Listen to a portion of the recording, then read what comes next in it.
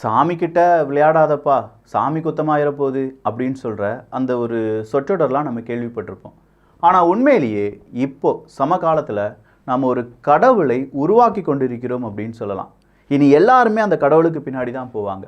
அந்த கடவுள் என்ன சொல்கிறாரோ அதை தான் கேட்பாங்க. யார் அந்த கடவுள் அப்படின்னு நீங்கள் கேட்டிங்கன்னா, நீங்கள் நினைக்கிற கடவுள்லாம் கிடையாது. அந்த கடவுள் உருவம் இல்லாத, எந்த விதமான ஒரு சப்தமும் இல்லாத, இல்லாட்டி எல்லா இடங்களிலும் இருக்கக்கூடிய ஒரு கடவுளாக இருக்க போகிறார். கடவுள்னாலே இது நீ சொல்கிறது தான்றா விக்கி அப்படின்னு கேட்டால் எஸ். ஆனால் இந்த கடவுள் ஆர்டிஃபிஷியல் இன்டெலிஜென்ஸ். இந்த ஆர்டிஃபிஷியல் இன்டெலிஜென்ஸ் 2030 கிட்டத்தட்ட 30 கோடி ஜாபை சாப்பிட்ரும் அப்படின்னு சொல்கிறாங்க. 30 கோடி ஜாபை சாப்பிட்றது மட்டும் கிடையாது, பல மனிதர்களுக்கும் ஆர்டிஃபிஷியல் இன்டெலிஜென்ஸ் கட்டளை கொடுக்கும் அப்படிங்கிற ஒரு தகவலும் வெளியாகி இருக்கிறது. இதெல்லாம் சாத்தியமா? அப்போ எனக்கு ஜாப் இல்லாமல் போயிருமா அப்படிங்கிற கேள்விக்கு சிம்பிளான ஒரு ஆன்சர் சொல்லிடுறேன், நோ அப்படிங்கிறது தான். இண்டஸ்ட்ரியல் ரெவல்யூஷன் அப்படிங்கிறது ஒன்று வந்துச்சு. இந்த இண்டஸ்ட்ரியல் ரெவல்யூஷனுக்கு பிறகு ஜாப் இல்லாமல் போனதா இல்லை ஜாப் அதிகமானதா? இந்த கேள்வி உங்கள் மனசில் இப்போ இருக்கட்டும். இன்ட்ரோ முடிஞ்ச உடனே அதற்கான பதில் எல்லாமே தரப்போகிறேன். அன்பு தமிழஞ்சங்களுக்கு தமிழ் பொக்கிஷத்தின் வணக்கங்கள்.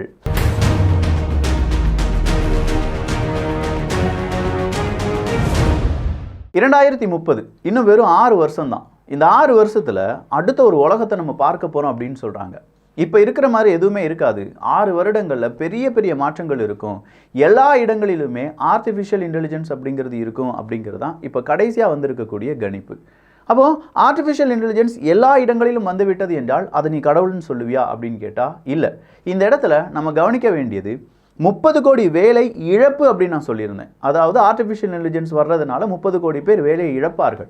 ஆனால் எத்தனை கோடி பேர் அடுத்த வேலைக்கு சுவிட்ச் ஆவாங்க, எத்தனை கோடி பேர் இன்னும் புதிய வேலைகளை உருவாக்குவாங்க அப்படிங்கிறது யாருடைய கணிப்பிலும் கிடையாது.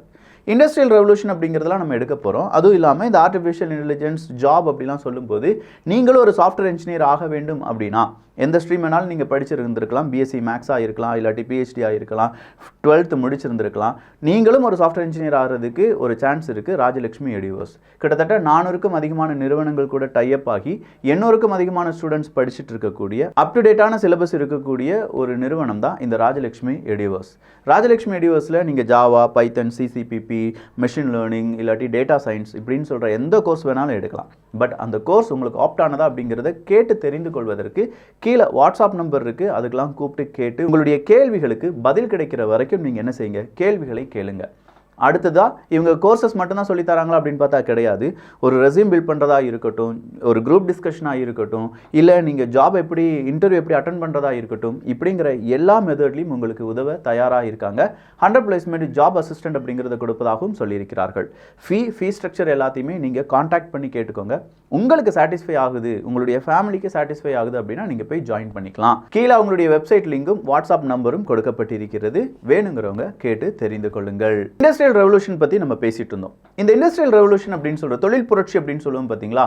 இந்த தொழில் புரட்சி எந்த அளவுக்கு ஜப்பானை மாற்றிருக்கு அப்படின்னு சொல்லி நம்ம தெரிந்து கொண்டாலே எந்த அளவுக்கு இந்தியாவை மாற்றப் போகிறது அப்படிங்கிறது உங்களால் புரிந்து கொள்ள முடியும். 1950-60 இந்த காலகட்டத்தில் எடுத்து பார்த்தோன்னு வச்சுக்கோங்களேன், 48 ஜப்பானியர்கள் 100 பேர் எடுத்தோம்னா அதில் 48 பேர் விவசாயியாக இருப்பாங்க. 23 பேர் எதில் வேலை பார்த்துட்டு இருப்பாங்க அப்படின்னா மேனுஃபேக்சரிங் யூனிட்டில் வேலை பார்த்துட்டு இருப்பாங்க. மறுபடியும் இருக்கக்கூடிய ஒரு 29 பேரை நம்ம எடுத்து பார்த்தோம்னா சர்வீஸ் செக்டாரில் வேலை பார்த்துட்டு இருப்பாங்க. ஸோ இண்டஸ்ட்ரியல் ரெவல்யூஷன் வருது. இந்த இண்டஸ்ட்ரியல் ரெவல்யூஷன் வரும்போது ஜப்பான் அடித்து பிடிச்சி செகண்ட் எக்கனாமி ஃபர்ஸ்ட் எக்கனாமியாக வர்றது அளவுக்கு ரொம்ப பெரிய அளவில் முயற்சிகள்லாம் எடுக்கிறாங்க. ஆனால் இந்த இடத்துல ஃபர்ஸ்ட் இடம், செகண்ட் இடம், தேர்ட் இடம் நாமளும் இப்போ எக்கனாமி வைஸாக முன்னாடி போயிட்டே இருக்கோம். ஜப்பானும் அதே மாதிரி முன்னாடி வந்தாங்க.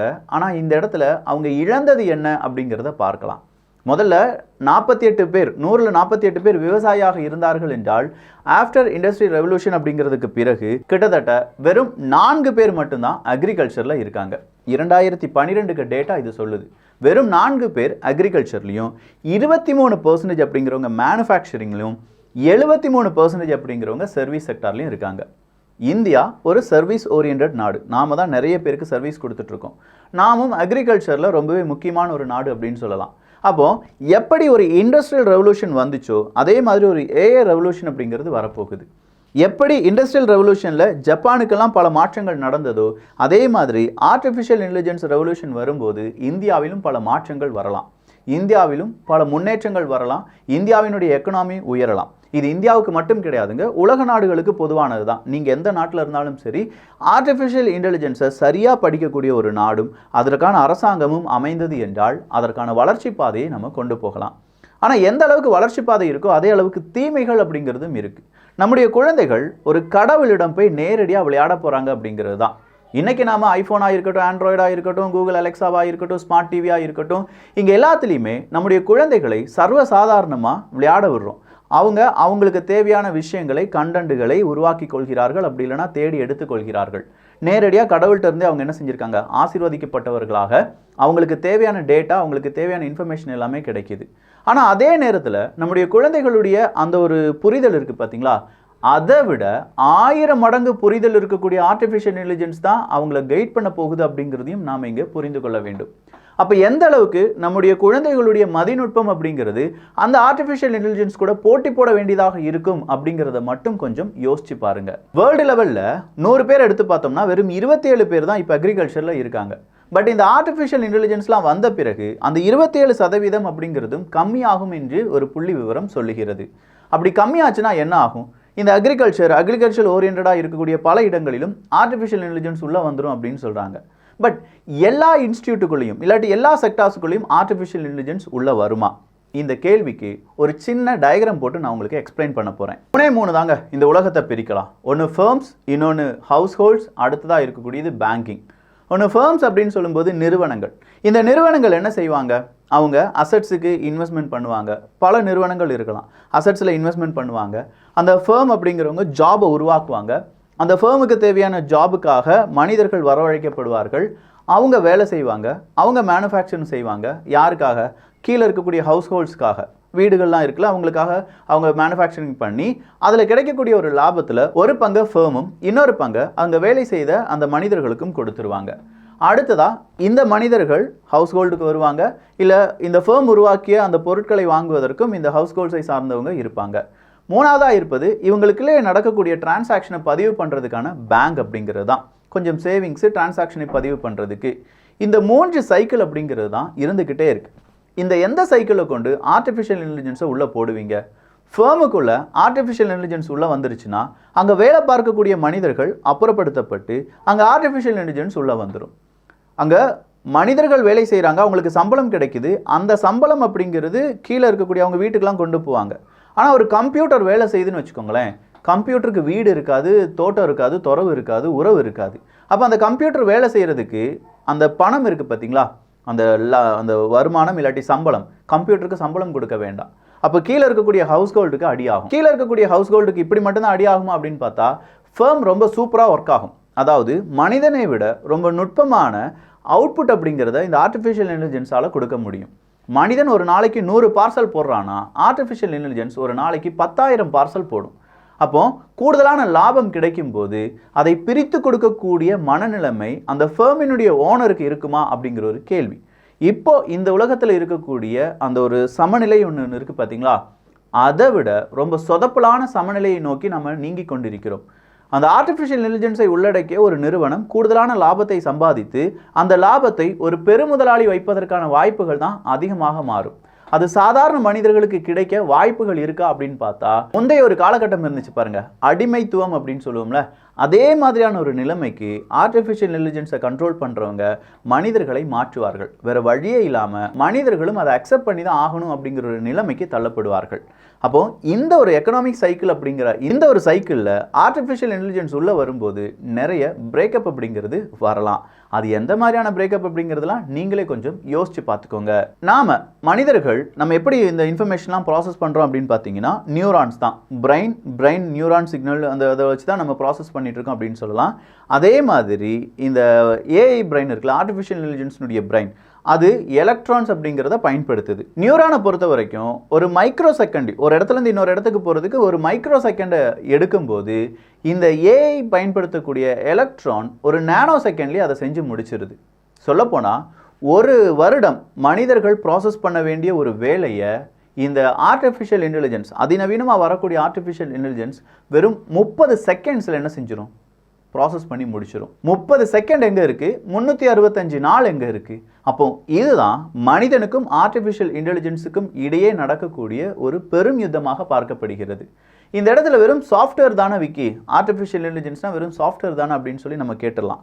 ஆனால் இந்த இடத்துல இந்த சாஃப்ட்வேரோடு நிற்கலை. இன்றைக்கி நீங்கள் எலன் மஸ்க் அவர்களாக எடுத்துக்கோங்க, இல்லாட்டி நிறைய சீன நிறுவனங்கள், இல்லாட்டி அமெரிக்காவினுடைய நிறுவனங்கள், ஏன் இந்தியாவினுடைய நிறுவனங்கள்லாம் எடுத்து பார்த்தா கூட ஸ்கெல்டன்ஸ் அப்படிங்கிறத நம்ம உருவாக்கிட்டு இருக்கோம். அதாவது ஸ்டீலால் ஆன மனித வடிவில் மிருக வடிவில் இருக்கக்கூடிய ரோபோட்ஸ் அப்படிங்கிறது உருவாக்கிட்டு இருக்கோம்.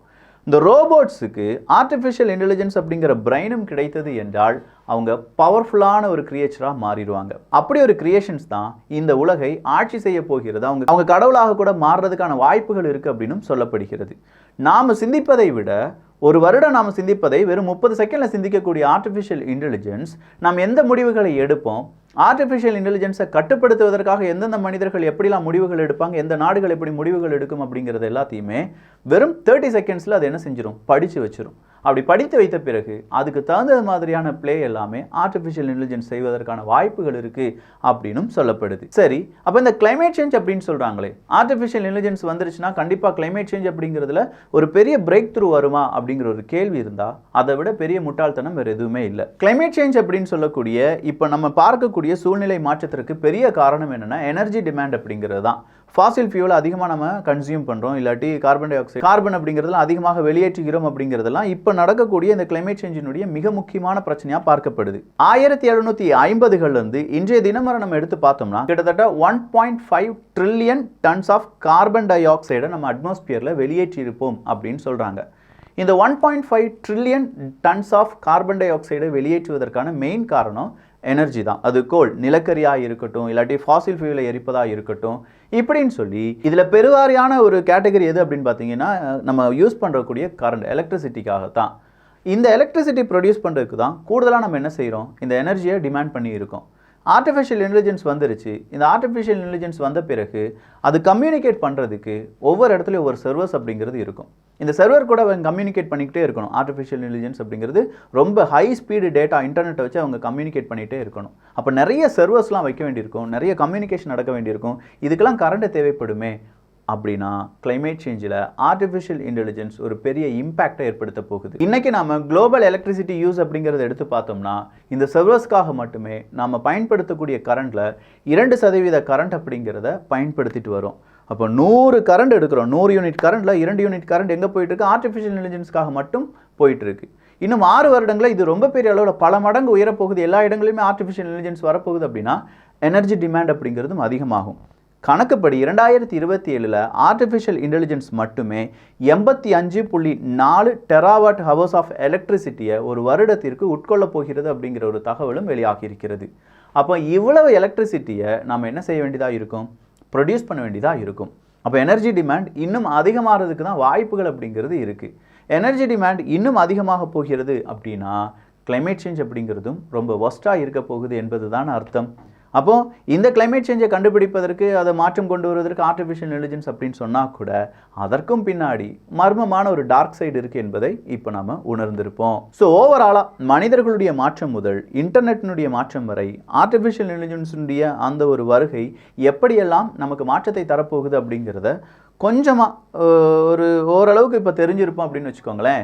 இதெல்லாம் விட அடுத்ததாக இந்த ஆர்டிஃபிஷியல் இன்டெலிஜென்ஸ் உள்ளே வர்றதுனால யூனிவர்சல் பேசிக் இன்கம் அப்படிங்கிறதெல்லாம் வர வாய்ப்புகள் இருக்குது அப்படின்னு சொல்லியிருக்காங்க.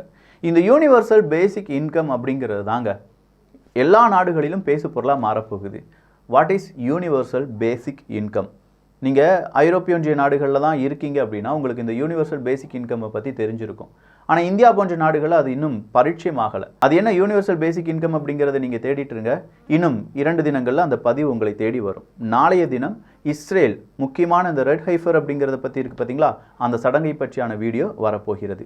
ஸோ இந்த ஒரு காணொலி பற்றிய உங்களுடைய கருத்துக்கள். அதுக்கு முன்னாடி நீங்கள் ஒரு சாஃப்ட்வேர் இன்ஜினியர் ஆகணும் அப்படின்னா ராஜலட்சுமி எடிவர்ஸ், அதற்கான லிங்க், அதற்கான வாட்ஸ்அப் டீட்டெயில்ஸ் எல்லாமே கீழே கொடுத்துருக்கேன். அங்கே உங்களுடைய கேள்விகள் எல்லாமே கேட்டு எல்லா கேள்விகளுக்கும் பதில் கிடைத்தது என்றால் நீங்களும் ஜாயின் பண்ணலாம். நல்லதை பகிர்ந்து நல்ல சமுதாயத்தை உருவாக்குவோம். நன்றி, வணக்கம்.